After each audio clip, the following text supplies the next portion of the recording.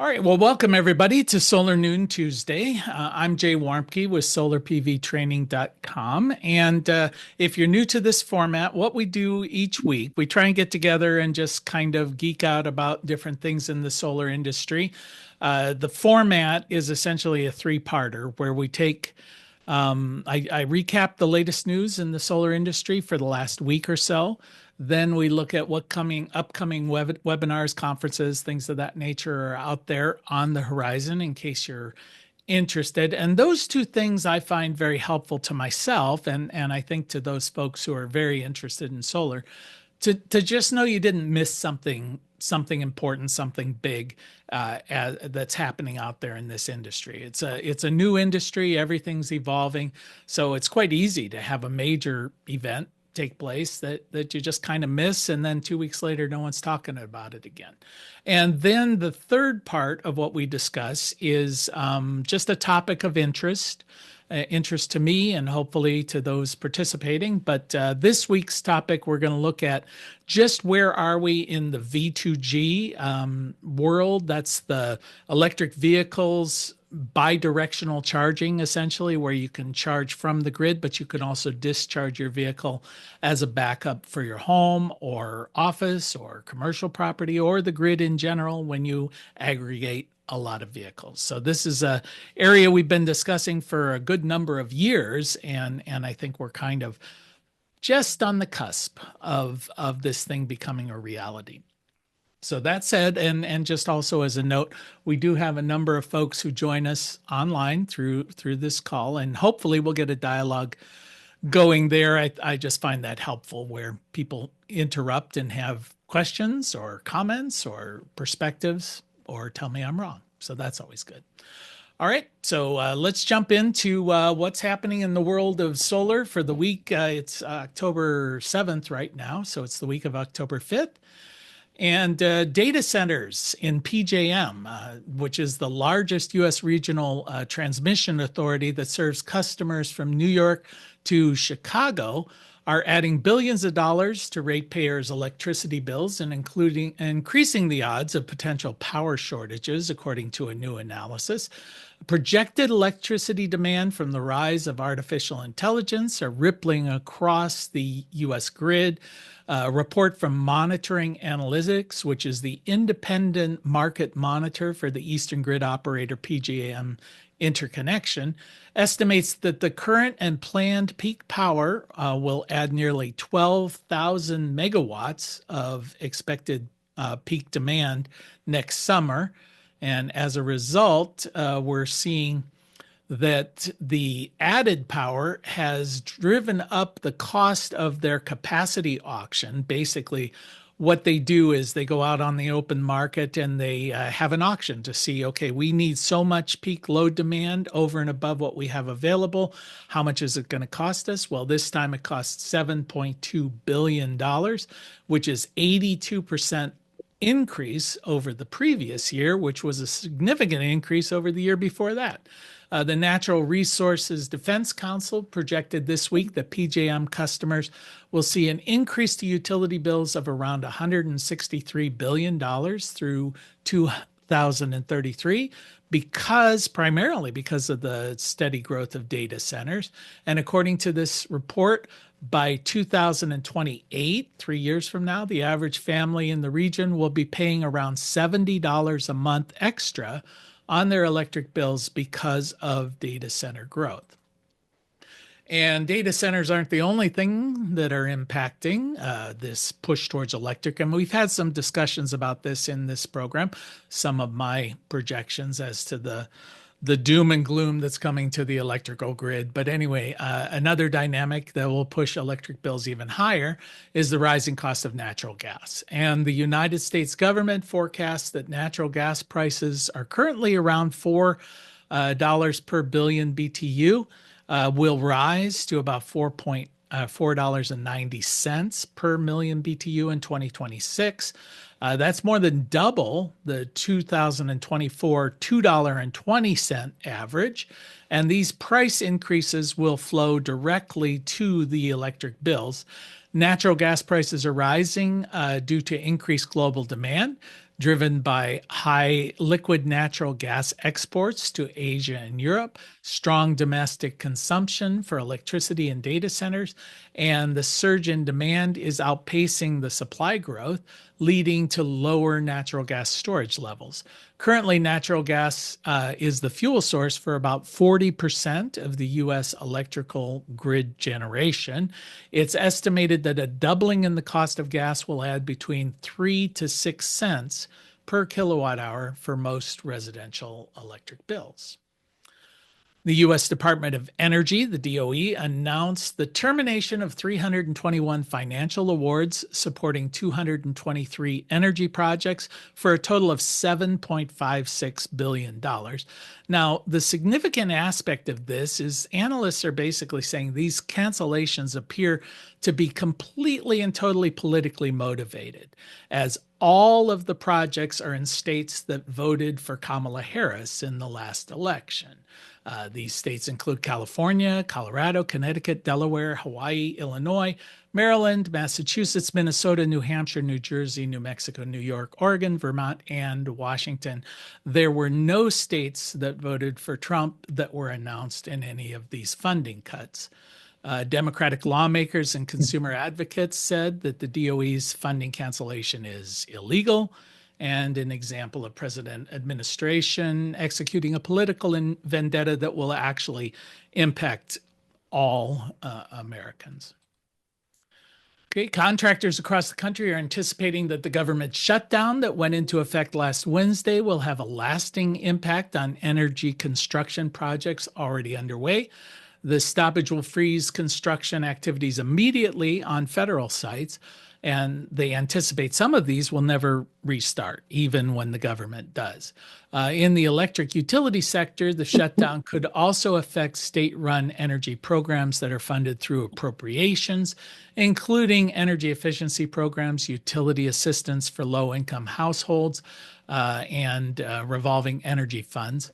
It will also slow and halt the approval and oversight process of new energy infrastructure that may not be directly funded by the federal government. Basically, what they're saying is there is a lot of federal inspection that's required, and even if it's not being funded by the government, if the inspectors are not there to do the work, then the project just goes into limbo. Though the money may technically be in place, a shutdown could sideline contracting officers and oversight staff, leaving the project in neutral. And being in a state of limbo will have an immediate effect on those contracts and supply chains because the prices for the products are locked in for just a limited period of time. So if there are prolonged delays, then suppliers would, in all probability, reprice their bids, and contractors would have to remobilize crews. That adds added cost. A review of the data released by the Federal Energy Regulatory Commission, or FERC, reveals that the combination of wind and solar accounted for 90% of all new U.S. electrical generating capacity added to the grid in the first 7 months of this year. In July, solar alone provided 96% of all new capacity, making it the 23rd consecutive month where solar has held the lead amongst all energy sources. It should be noted that FERC data only reports utility-scale projects and that rooftop solar on homes and businesses are not included in these numbers. It's assumed that rooftop solar makes up about 25% of all new generating capacity. The 434 units of utility-scale solar added during the first 7 months of this year totaled 16.05 gigawatts and were almost 3/4 of all new generating capacity by fuel source. For the first 7 months, the combination of wind and solar has been 90%, where the natural gas provided right around 10%. And that's the news that I had for this week. Does anybody have anything they would like to add to the mix? Something that came across your desk, or a comment? Comment on anything I just said? All right. Okie dokie. Well, let's look at some of the announcements of webinars and the like. Let me make my screen just a wee bit bigger so I can see that. All right, so let's see. Today at 2 p.m., maximizing profitability from large ground-mounted systems. This obviously is more big solar, utility scale solar. There will be a conference the October 7th and 8th, a Gateway to Solar in Minneapolis, Minnesota. That's a face-to-face. There's another face-to-face sustainability conference, CEA, in Savannah, Georgia, the 8th and 9th. That's tomorrow and the next day. Webinar, October 8th, from Renvu on the Solarc 18K kW inverter, and that's at 1 p.m. And I should mention all the times that I'm giving you here are Eastern time, and also I'm not giving any links here. You can look it up. There's that. You have the power. Okay. October 9th, utility scale inverters. That's at noon, coming up through Solar Power World. And Utility Dive has a webinar on the 9th, demand response. This is getting to be more and more of a thing on load management as well as supply management. We're seeing a lot on that. Penn State is going to be offering a conference on October 10th, Energy and Agriculture in Camp Hill, Pennsylvania.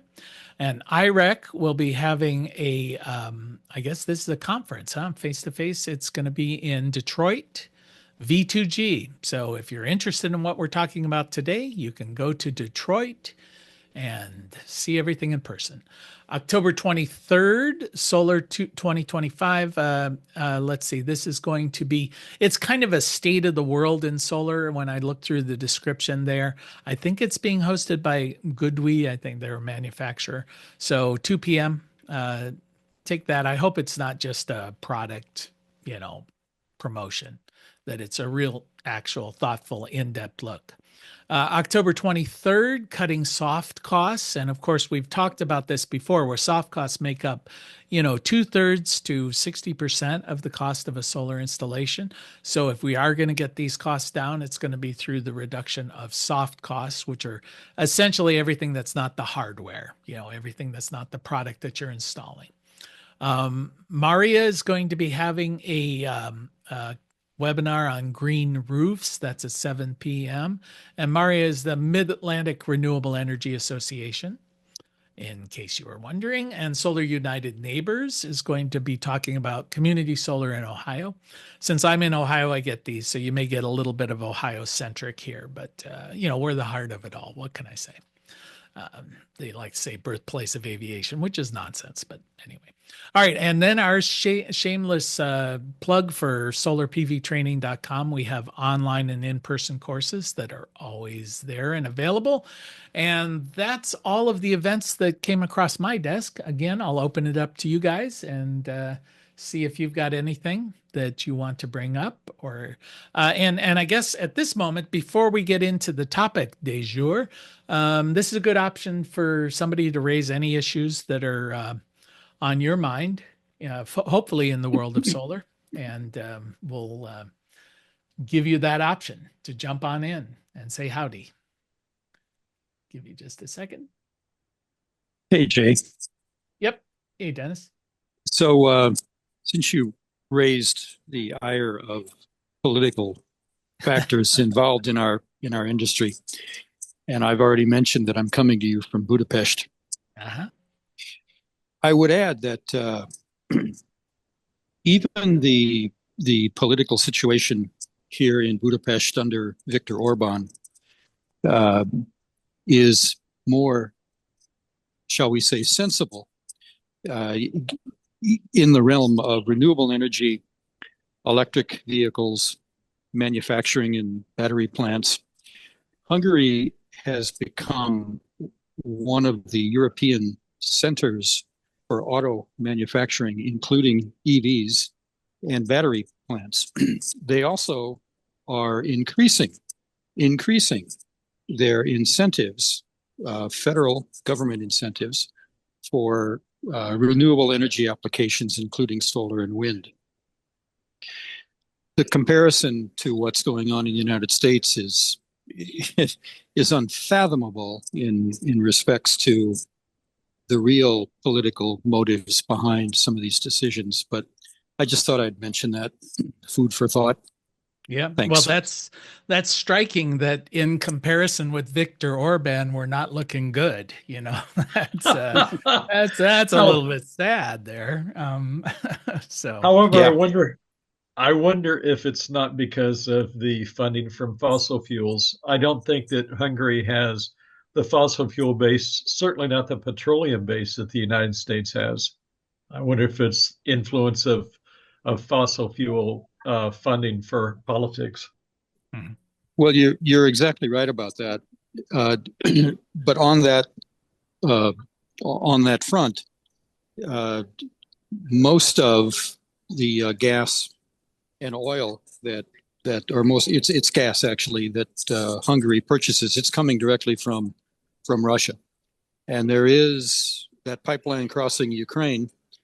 So that's in the news every other day with regard to the protection of that pipeline and the fact that the EU from Brussels and Orban fight constantly over whether or not Hungary will stop purchasing Russian fossil fuels. They're encouraged to do so, and Brussels is holding back tens of billions of euros in for projects that would otherwise take place in Hungary if they would stop supporting Russia. So there's a lot of factors at play. Nonetheless, they realize that renewable energy is a positive in their favor, Mhm. no matter the politics.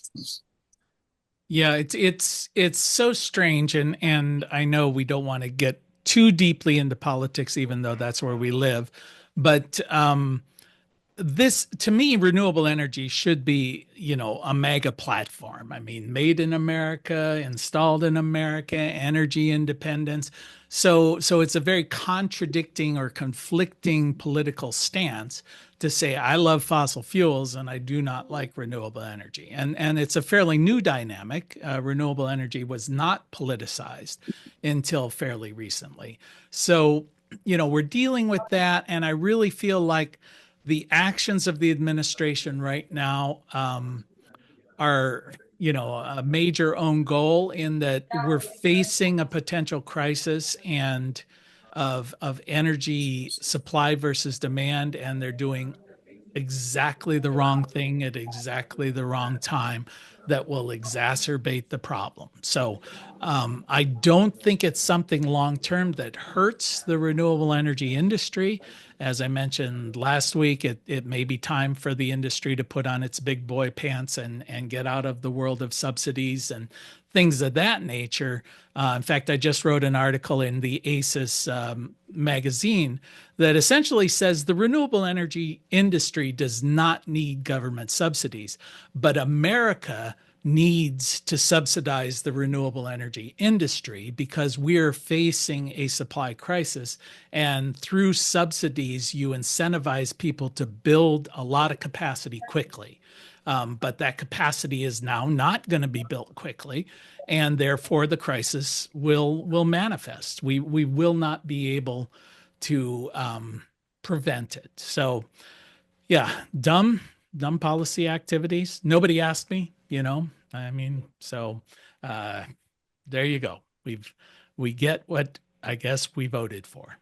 We've also we've also always asked for a level playing field, Yeah. whereas the reduction in royalties on coal, for example, from federal lands has been reduced from 12.5% down to 7% under this administration.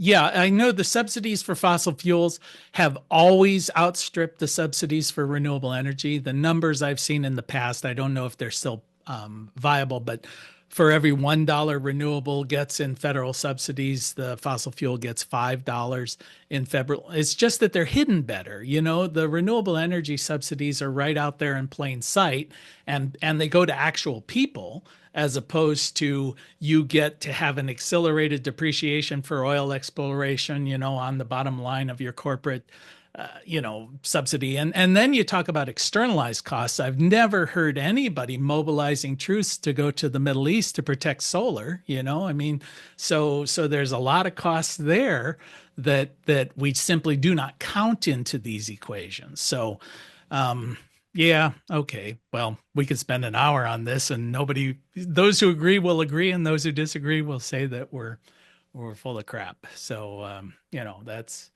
that's kind of where the discourse is. But I appreciate that perspective that Hungary. Somebody sent me an article this week, basically saying, "Hey, renewable energy generation capacity is outstripping the increase in demand." And I thought that was a weird perspective until I looked at it, and it was worldwide. And basically, what the article really said is China is investing a lot in renewable and actually producing a lot more power than their demand increase would dictate. So the rest of the world's got it. The rest of the world understands they have to increase generation capacity. The United States has decided that we're going to fall behind, and there'll be a short-term price to pay for sure. We've mentioned about the Department of Energy projecting a 100-fold increase in power outages in just 3 years. To me, that's just an astounding statistic to say here in the United States, within 3 years, our government experts on energy are projecting that the average homeowner will see 3 to 3.5 hours a day of power outages. I mean, how do you square that circle? I mean, and that we're already seeing just from the news from this week, 3 to 6 cents because of natural gas prices, and another 4 to 5 to 10 cents because of AI. And then you throw in electric vehicles, and you throw in all of these other things. Very sensibly, you could project that the cost of electricity will double or triple in the next 3 years with severe power outages. It is a very obvious, forecastable issue that seems not to be getting a lot of attention. So, all right. Well, that's my rant. So let's move on. Let's move on to positive stuff, right? Okay. So let's talk about V2G, and this is one of those. This is like the technology of the future and always will be.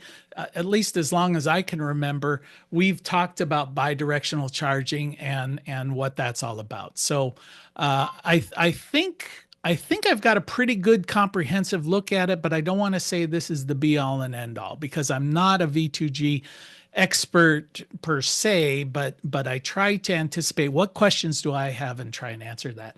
So I'm going to rely on you folks who are online to maybe prompt and give some perspectives because that will be very helpful. And just to remind everybody, these webinars they do count for half an hour of continuing education credit for the ETA certification program in solar. Okay, so where are we with V2G? Vehicle to grid. We see vehicle to home, vehicle to business, vehicle to grid, vehicle to X, vehicle to everything is essentially what they're talking about.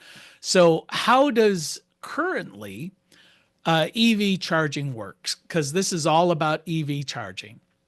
And essentially, you've got a battery on board of your car. I mean, these EVs are really kind of just rolling batteries with some computers. And so you can do this two different ways. You can charge using an AC charger. The AC charger is effectively an extension cord, and it plugs in taking AC power from your home or your business and putting it on board. Well, if it's on board of your vehicle, then your vehicle has to have some way to change the AC into DC to charge that big battery that's on your vehicle. So that's one option. And it's not a difficult option because all they have to do is just put an onboard charger. So they realize that you're going to be getting 240 volt AC in the US, and they just do that. It's pretty straightforward. Then there are also fast chargers, fast DC chargers. Not really viable for a home situation, but if you pull up to one of those big Tesla charging stations or something at a hotel or at a filling station, they're going to be taking a lot of amperage of DC and putting it straight into your vehicle. So that's going to go direct into the DC. So these things are are good when you're going monodirectional, right? You can do either or because it's just how do you fill up that battery in your vehicle? So I just thought do a little bit of review there. And like we said, there is a battle here going on between AC charging and DC charging. This is really kind of in the world of charging stations, where, again, as I mentioned before, AC charging, the AC charge unit is really just kind of an extension cord. It's another appliance. We get a lot of folks in solar who are asked to put in these kind of AC charging stations. And, it'd be like being asked to put in, a hookup for a washing machine or a dryer or something like that. It really is just one more one more load that you can do. And certainly do it if you've got the skills and the like. DC charging, it operates differently. But if you listen to a lot of webinars in this world, there is this battle between what is going to become the dominant technology, at least in home charging. Is it going to remain AC charging, which is kind of my experience in the home world? I'm sure if you've already got a solar system and you're hooking it in through like a Solar Edge or something like that, that's going to be a little bit different. But if you just hook up a regular old charging station, that's going to be AC going into your vehicle. So just sort of throw that in there. And then also the types of charging. There's level 1, level 2, level 3. So you'll hear these referred to periodically. Level 1 is really it's a 120 volt extension cord. It has some adaptive things, and it's got the right plug to go into your vehicle. But it's almost like a trickle charger almost. It's low voltage, low amperage, and it's going to you plug it into a regular household outlet and you plug it into your car. Then there's level 2, which is faster. It's 240 volts AC, and it's going to give you at least double, maybe triple the charging rate of your vehicle. I'll give you an example. We've got a plug-in hybrid, a Prius, and if we use the level 1 charger, it takes about 7 hours to give us 35 miles of range. With the Prius, the first 35 miles are battery only, and then you go into hybrid mode. So it takes 7 hours to charge up that battery. If I use a level 2 charger, it takes about 1.5 hours. So you're getting, closer to 10 miles per hour versus, what was that about? Let's see, 5? Yeah, 5 and 10. No, we're getting about 15, I guess, on the level 2. And then, of course, the level 3 charger. That's one of those bigger machines. You plug it in. You've got to have it's got to have the ability. I will say on our Prius, it has no ability to use a level 3 charger. There's just simply not the ports there to make that connection. It's not designed. That would overwhelm it pretty quickly. So that's the type of chargers that are out there. Now we get into bidirectional. And the concept of bidirectional is, electricity can flow in both directions. You can take power from the grid and charge your vehicle, but you could also take power from your vehicle and charge your home, run your loads in your home. You could have an accumulated group of these vehicles, and, like every parking space at Walmart could have a charging station. And the thought process there is it's sort of this kind of trade where I pull up to Walmart, I get free electric car charging. In exchange, they keep me in their store buying their garbage. And then I can also use the combined power of all of those vehicles, if I'm Walmart, to do some things in case there's the need to do those things. And what would some of those things be? Well, if the power goes out all of a sudden, well, now I've got a backup generator. I can use the combined power of those vehicles. And there would have to be some sort of explicit agreement when you pull up, probably in the fine print on the charger, saying, hey, you get free power, but in exchange, we have the right to use X percentage of your battery for these purposes. Fair enough, fair exchange. They can also use that power to perhaps clean their power. That's another thing. You get waveform variations. You get some harmonic distortion. If you run the power through a battery and then re-invert it, you're going to get clean power. That's one thing. Commercial sites are often subject to demand charges. And those demand charges are when you get billed based on the peak amount of power you use for a 15-minute period of time. Well, if I'm Walmart and I know that there's a compressor that kicks on, every 5 minutes or for 5 minutes every 3 hours, for example, well, maybe I use the power from these stored EVs to basically supply power to that particular compressor so that my load demand from the grid doesn't look like it's peaking and troughing. It levels out that load demand. And I can save a significant amount of money that way without the users or the owners of the vehicles even kind of noticing. So those are some of the issues. So are we going to see AC in bidirectional out of the vehicle? Is it going to be AC in, AC out? Well, there's some precedents for that. Obviously, in my research, it shows Ford, Tesla, GM, they're already in that process. They're saying, okay, we're going to be generating out in AC. Or do you take that 400 to 800 volt DC battery that's in that vehicle and do you let the charging station make that conversion to AC? Do you just pump that power out to the charging station? And if you do that, that charging station essentially has all of the functionality of a string inverter. So there's going to be cost associated with that. If we're paying $2,500 for a large string inverter in a PV system, you could assume your charging station for using this format is going to be expensive. It's going to be about $2,500.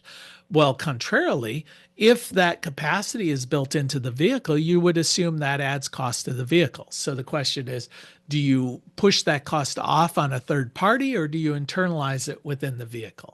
So that's the battle that they're going to have to make there.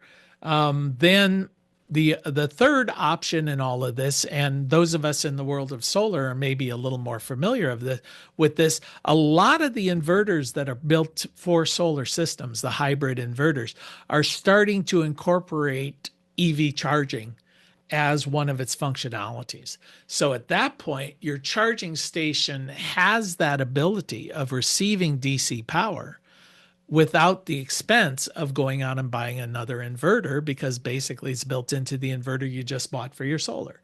So that's an option as well. Where and there's still, the jury is out on how this is going to play out, where this is going to go. I have maybe some ideas, but they're nothing more. My guess is as good as your guess as to where this is always going to go. Yeah, Al, you've got a question? Yeah, my question would be if you have a solar panel system and you have an inverter, string inverter, that obviously is changing the DC from the roof to AC for your house and the grid. And then you also have a battery which takes DC input, and I think it sends DC out and it goes through the inverter as well. Would the DC power from the car go to the inverter, or would it go to the battery, or both? Yeah, my guess is that depends on how the software is set up.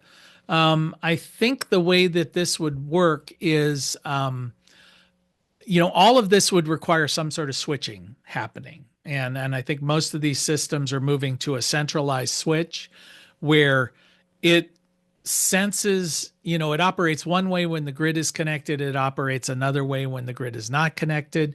It will take, if you don't have an EV hooked up, currently it will just you can use your battery as for self-consumption mode, where you using as much of it as you can to avoid exporting back to the grid at a lower compensation rate than what you're paying to the grid. So they call that self-consumption, where you're using as much of your locally produced power as possible. Then there's also load shifting, or based on time of day pricing, where if the grid is expensive, let's use battery backup if it's not. The first stages of battery charging, at least the ones I've seen, is they say, okay, you're hooking up your charger, your EV.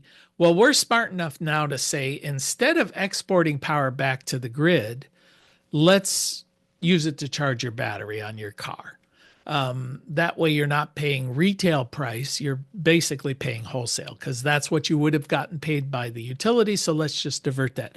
And let's not take power from the grid to charge your EV. So your EV just becomes a load dump under that situation. And this is still non-bidirectional.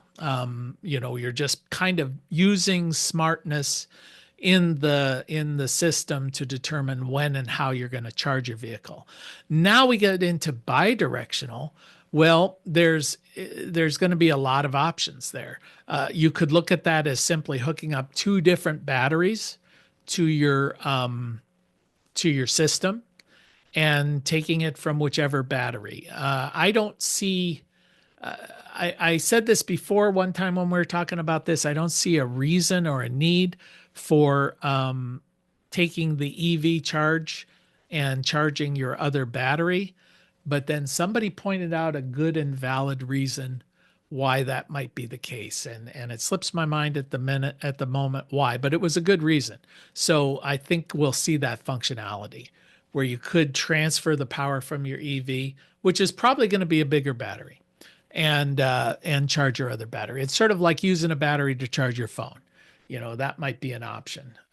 Jay, one scenario for that would be if your power is out and your panels are covered with 3 or 4 inches of snow and ice, and it's a dark day, and you have limited battery capacity in your house, then it would make sense to pull from the battery in my plug-in electric vehicle is bigger than the battery in my house.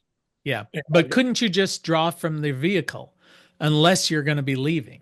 Unless that vehicle is going away. But I don't have the ability. I don't have bidirectional. Yeah, but eventually, if you do. But the other question then becomes, if once bidirectional is available, why would you ever spend the money for a battery in your house? Well, because your car's not always there. I could see that where, if you are using your EV, you'd want a small battery in your home and the larger battery for extended outages. So you could save money on the battery in your house. Oh yeah, for sure. Instead of going out there and buying one of those, 13 kW or 26 kW batteries for your home, maybe you just need a 5 kW battery in your home to deal with small intermittent power outages, or for those short terms when the vehicle's not plugged in. And then for extended power outages, you just come and come home from the office, and plug into your house. One of the scenarios I heard was people were buying used Nissan Leafs just for the battery. Yeah, and because they are set up for bidirectional, and works. So using that, maybe the car is wrecked or something, but the battery's fine. Sure. Works well here in Appalachia. We're used to seeing wrecked cars in people's front yards. So just set it up on blocks, and pretend that Junior's working on it, so. Right. Okay. So, this kind of gets into what we were just talking about is smart charging. We talk about smart charging, and this is already happening, and it's just going to get more and more complex. But smart charging can happen in multiple ways. User managed is the one that comes first into play, where you say, all right, on your phone, and I've seen this on my Enphase system, where these are the options. How do you want to use your battery? And in this case, I can zoom in here, but this was what they were promoting out there, where they've set it up for green charging. Scheduled charging or manual charging, when you plug in your EV, it's just going to charge like per normal. Or maybe what you do is you schedule your charging. It could be based on price, could be based on time of day. With the smart charging, just using the batteries in the Enphase system that I have, you can set it up under 4 different scenarios. One is you just say, I want self-consumption. I want to maximize self-consumption. So I don't want to send power back to the grid if I can avoid it and then buy it back at retail. I want to use power from my battery when I need it, charge it when I have extra, and it will be smart enough to switch back and forth on this. And then the other one is time of day pricing. In many parts of the country, there's time of day pricing where when energy is cheap, let's charge our battery, and when energy is expensive, let's discharge the battery. And the same thing would apply to your EV. And then they had just general backup. I want to use this battery as backing up. I want to use my EV just to back up in case of power outages.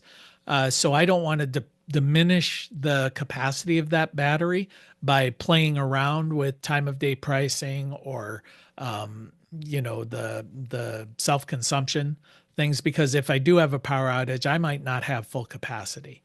Most of these systems now have weather alerts built into them. So if there is a storm approaching, they go into full backup anyway, where they say, okay, you had it all set up for time of day pricing. Well, there's a storm coming, so let's make sure that battery is fully charged. So they go into that and they do that. And then I just saw Enphase said you can set it on AI mode, where you don't have to select it. They're going to select it for you, and they're going to pick and choose. So all of these things, all of these systems are being managed on your phone. That's kind of where all these folks are going. The other thing that I thought was interesting was they were touting dynamic load balancing. And that's something I hadn't really thought about. But imagine like the Ford F-150, it draws 80 amps when it's charging from your home, right? So you've got this 80 amp load. Well, these systems are smart enough to know that if you start having increased load demand from other loads, it's going to diminish the amount of power that's going into your car to make sure you don't trip your main breaker. Because you might have 200 amp service from the grid with an 80 amp load out there charging your EV, and then you start turning on other things. Somebody turns on the welder in your garage, and all of a sudden you just blow the main. So it has the dynamic load balancing to make sure that you do not overstress your system by trying to pull too many amps. So it's smart enough to do that.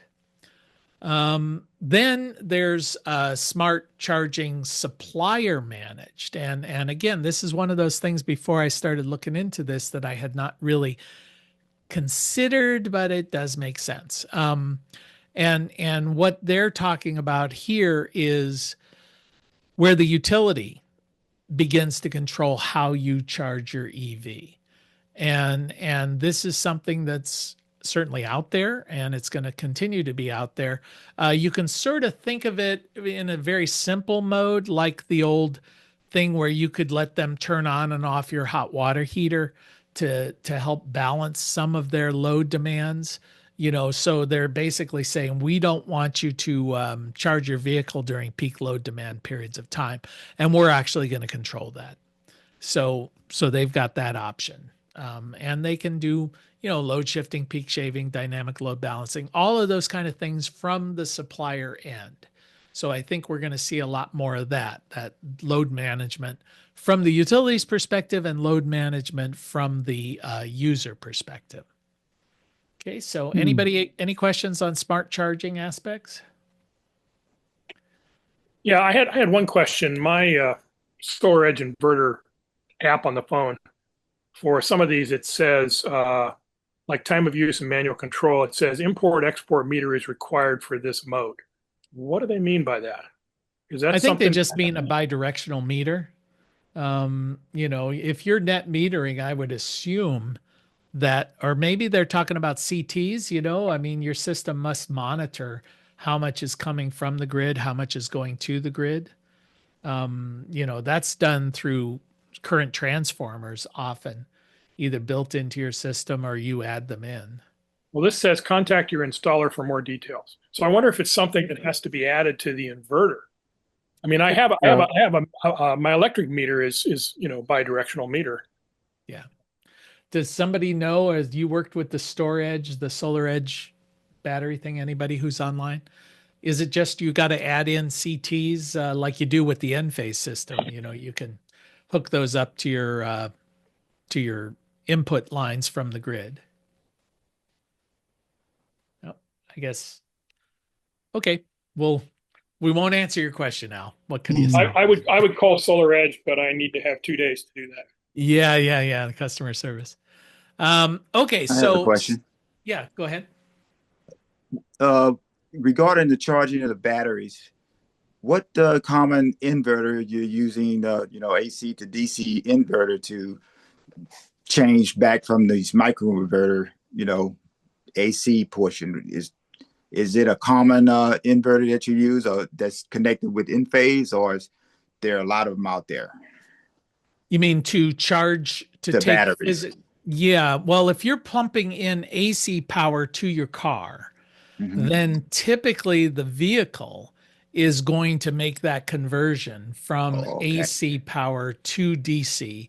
Okay. And it's going to have all the protocols for that particular vehicle.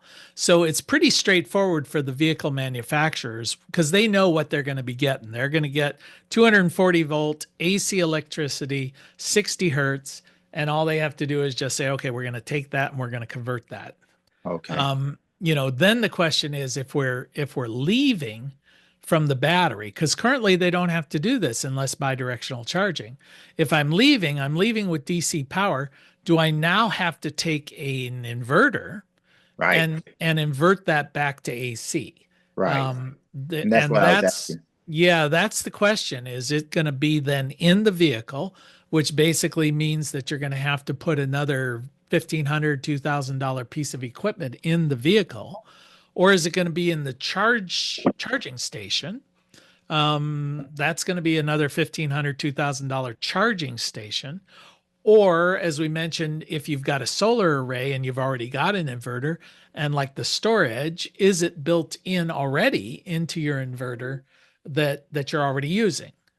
So the way that Enphase dealt with that with their batteries is they just simply put Enphase microinverters in that battery case, and they take the DC power and invert it back to AC as it leaves the battery.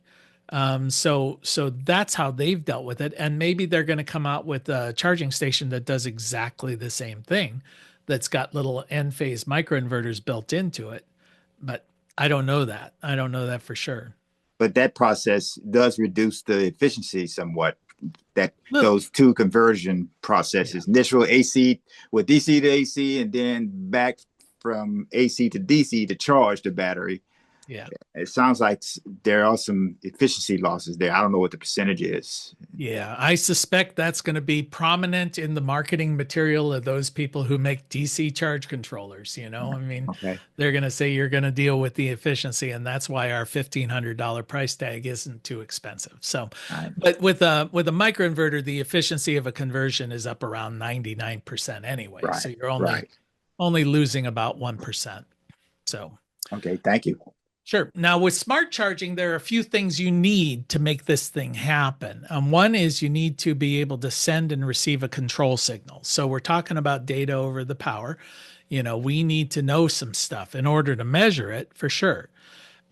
We need also to have data concerning the vehicle, the power consumption, the state of charge of that vehicle, the price of the power. If we're saying I only want to charge it when power's cheap and I want to discharge when power's expensive, it's got to know that stuff. It's also got to know the car's capacity what kind of charging station are you using, and what's the kind of connection to the grid, so there's a lot of information there that has to be being exchanged in order for this to happen. And this has been sort of the rub here, is where is this information going to be managed is one of the issues. Is it going to be managed in the charging station? Is it going to be managed in the vehicle? Or is it going to require sort of an energy management system that's built in to, a software or hardware system that's going to manage this kind of thing?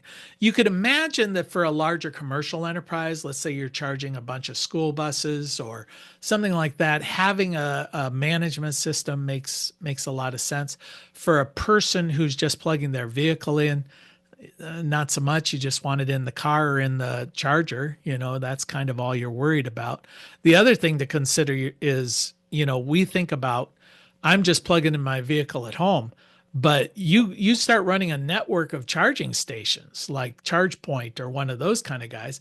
They got a whole world of data information and processes that they gotta deal with as well.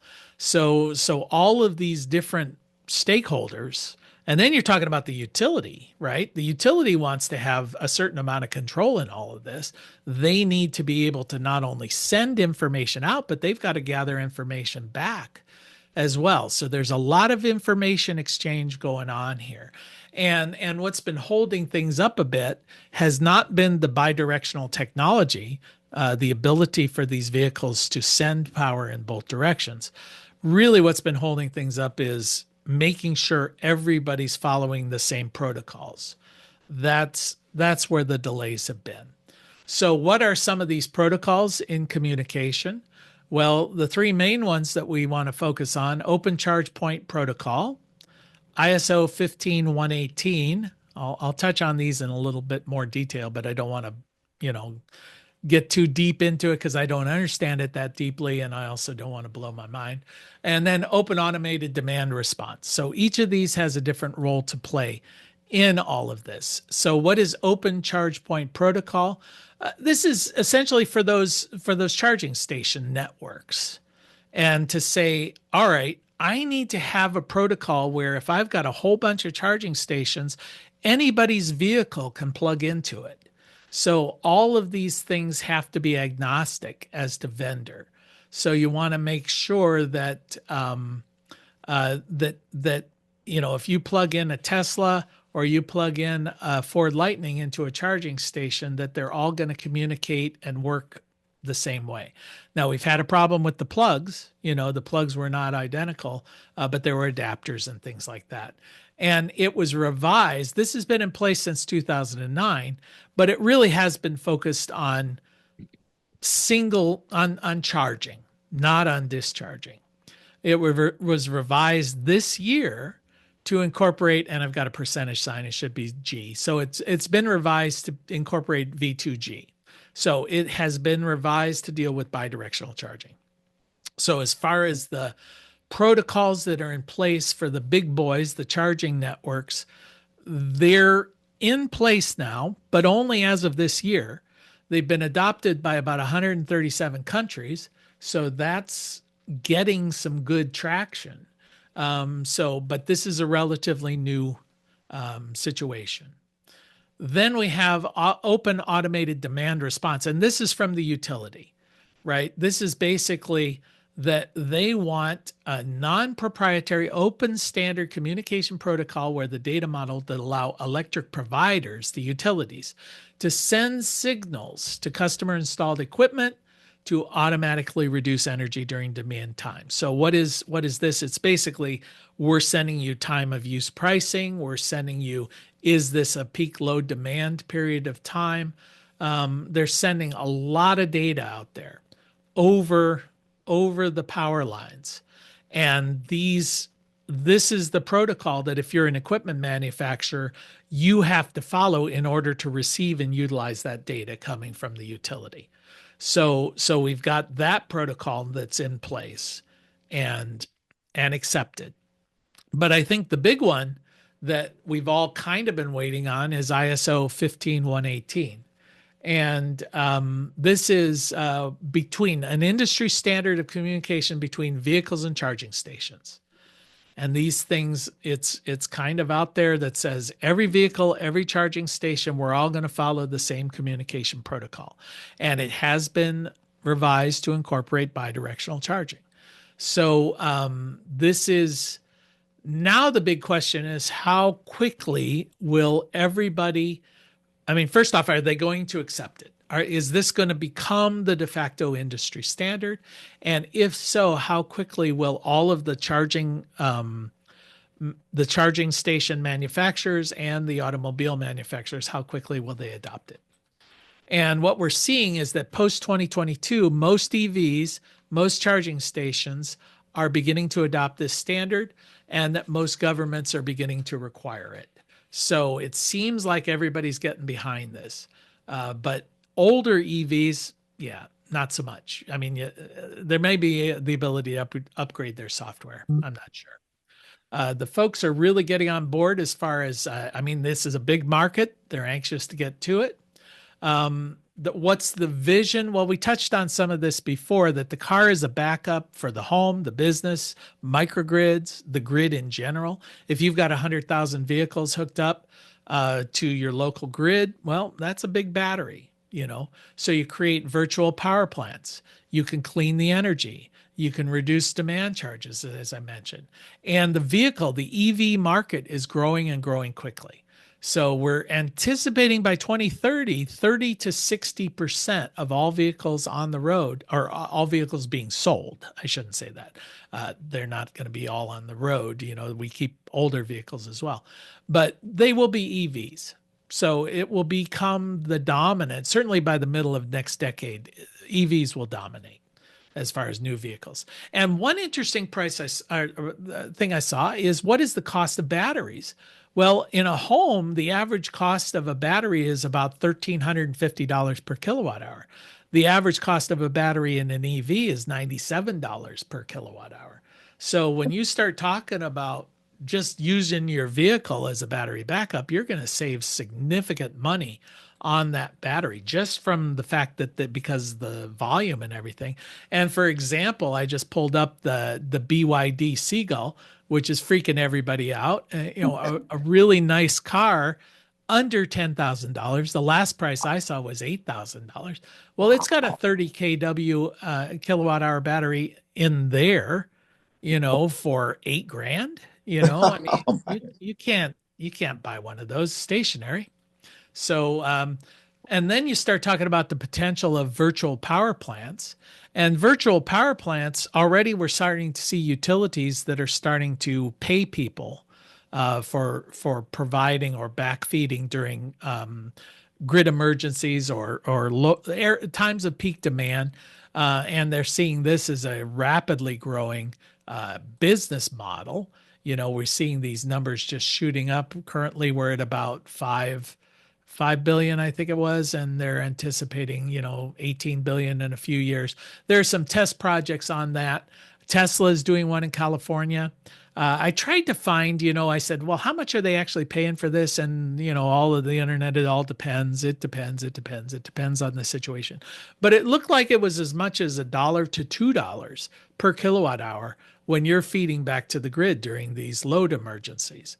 So if you're getting paid $2 a kilowatt hour, you know, and you're paying what, 35 cents, 40 cents, you know, you could make some money. And one of the issues, you know, well, I'll get into the issues or the challenges. I'm going quick because we're running out of time. But anyway, the bidirectional charging, this is the year. I think 2026 is the year of bidirectional charging. It's like everything's coming into play. All the manufacturers are claiming they're going to have their products. The protocols are coming in, you know, they're beginning to get acceptance. Like any new technology, there'll be fits and starts. But I think 2026 is the year of bidirectional charging. So what are the challenges that we're going to be meeting? Regulatory barriers, especially here in the US.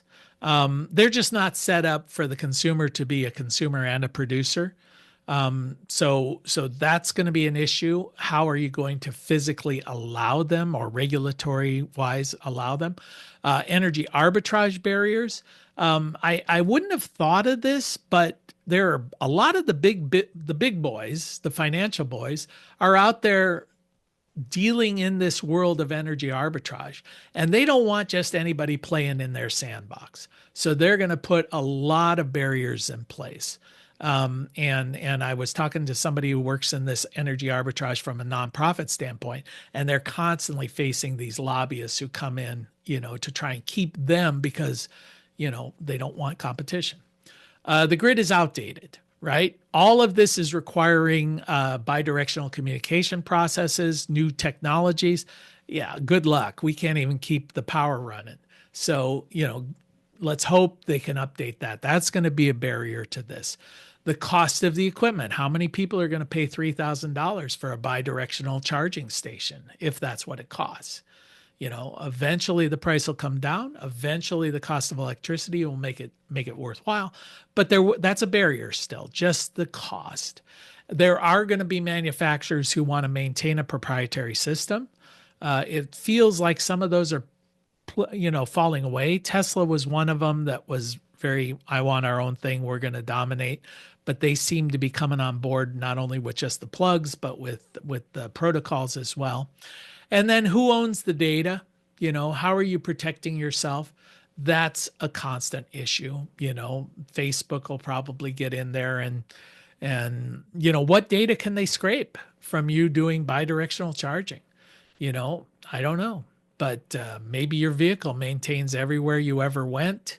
And, I don't know. You carry around a phone that already does that. So I think whatever, we got no privacy, just accept it. So, but that's an issue because the data has value. So who's going to harvest that value? And is it going to be the charge control? Is it going to be the vehicle? Is it going to be the utility? And they're all going to fight with each other. And, that's going to be a barrier to adoption. Then we talk about warranties on the vehicles themselves. What are they going to be very specific about? You must use a Ford Charger if you're going to want your Ford to be under warranty. Or are they going to say if you do this standard? Are there going to be standard and extended warranties? If you do bidirectional charging, you've got to pay for the extended warranty because that's going to add wear and tear to the system. What kind of battery management systems are going to be in place or required to be in place to protect the vehicle, in this situation? Because now you're putting that vehicle at risk. So although it may be said that, I'll mention here that there is legislation going through a lot of the states now where they're going to start requiring this. But what I was going to point out is that there has been some studies, particularly at the University of Delaware, where they basically say we can find no negative impact on the battery life or the vehicle readiness by doing bidirectional charging. That's encouraging. I find it hard to believe, if you're using the battery a lot more, it just seems logically to me that it's going to wear out quicker, but maybe not. Maybe by using it, you keep it fit and trim as opposed to fat and lazy sitting in your garage.